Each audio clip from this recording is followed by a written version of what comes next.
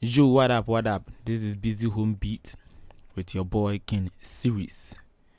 I'm an artist, a music producer, also sound engineer from Busy Home Beat, from King's Music, sorry. Okay. In today's video, we are just going to know if you are supposed to put a mono plugin on our mono track, or we are supposed to put a stereo plugin on our mono track. So you'll be doing some 1 or 2 examples here so that you get to understand the which ones that you are supposed to put on your track whenever you record vocals or guitar or any instrument. Okay, so without wasting my time, please, if you are new to my channel, support your boy by subscribing to the channel, liking, and also commenting to the video, and I guess your time will never be wasted after watching this video. Okay, so let's get into it. First of all, I've loaded this kind of plugins here, so I'm just going to record any kind of vocals over here. Then we use this plugin here, this mono and stereo. Then I explain 1 or 2 things to you, then we are good to go. Then that's all for today. Okay, so first of all, let us record anything. Yeah, so in today's video, I'm just going to show you whether you're supposed to put a stereo plugin or a mono plugin on your mono track. So this is the kind of vocals we are just going to use in today's video. Okay, thank you.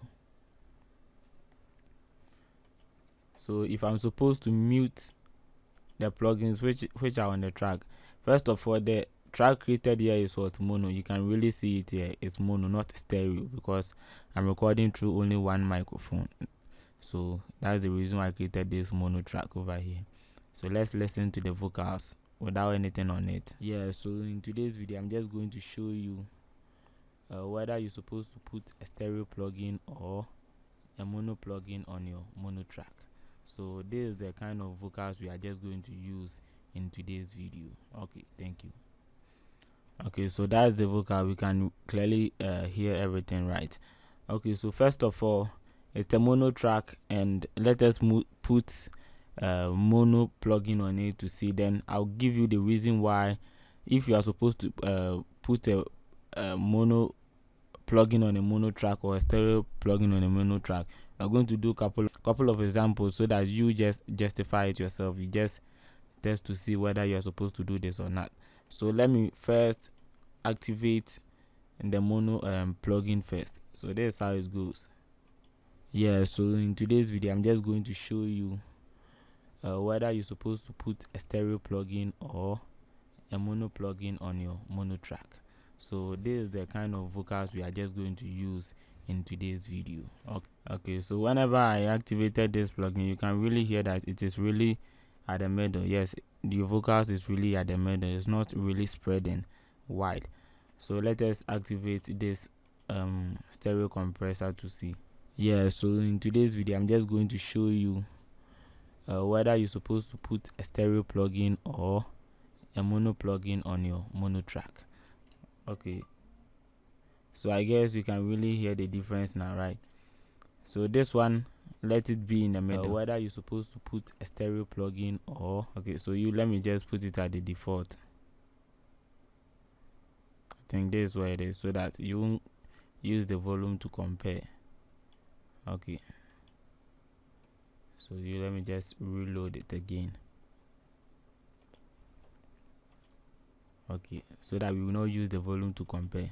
So in today's video, I'm just going to show you, and let us activate this one too and see. Yeah, so in today's video, I'm just going to show you, if you are using good headphones or studio monitors, you could realize that whenever I activate the mono, you can see that your vocals are really in the middle. Yes, but whenever I activate the stereo, it spread, right? Your vocals spread. So with this, you will not really hear the difference here. So let us create a group here. I've created a group here, which is what? Stereo, and I'm sending this mono to what? This group track here, which is group 1. So this is what is going to tell us the difference, whether you're supposed to put a mono plugin on a mono track or a stereo plugin on what? A mono track, or a mono plugin on a stereo track or a stereo plugin on a stereo track. Okay, so this is a stereo group, and I'm sending this mono plugin to the group. So first of all, let us use these two compressors again. First of all, let us use our the stereo, because we created a stereo group. So let us use a stereo group, this plugin here. So if I'm supposed to play it, listen to it. Yeah, so in today's video I'm just going to show you whether you're supposed to put a stereo plugin or a mono plugin on your mono track. So with this, you can really hear that it spreads. Yes, you are getting a wide kind of sound right now. So let us just deactivate this, then put the mono one on it. And mind you, this group here is what stereo. We put a stereo on it and we still had our wide sound. And during the mono ones, the mono track, we put a mono on it, we had a mono which was really in the middle, but the stereo was spreading a little bit. Okay, was spreading a little bit. So now if you are supposed to put a mono track on the stereo group, this is how it plays. Listen. Yeah, so in today's video I'm just going to show you whether you're supposed to put a stereo plugin or a mono plugin on your mono track. So this is the kind of vocals we are just going to use in today's video. Okay, thank you. So now you can really hear the difference now. Putting a mono plugin on a mono plugin on a stereo track, clearly you might not notice the difference. If you put a mono plugin on a stereo track, you might not notice the difference really well.